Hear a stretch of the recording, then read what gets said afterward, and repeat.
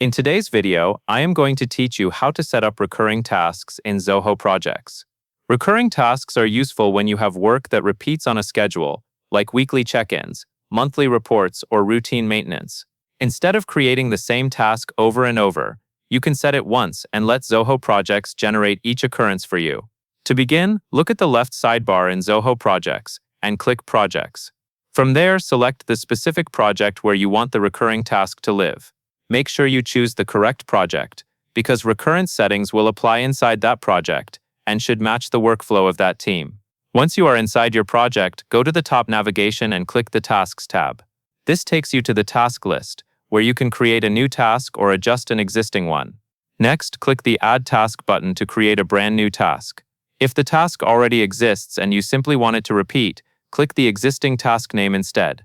Either option works, as long as you can see the task details or the task row where settings can be edited.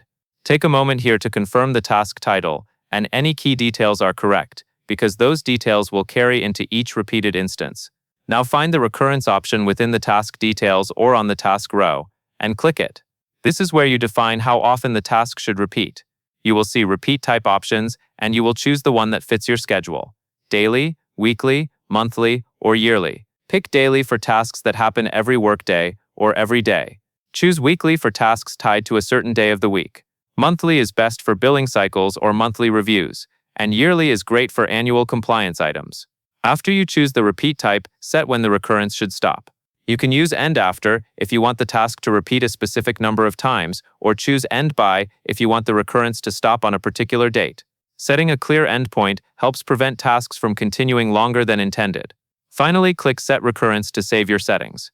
The task is now configured to repeat based on the schedule you selected, and that covers everything you need to know.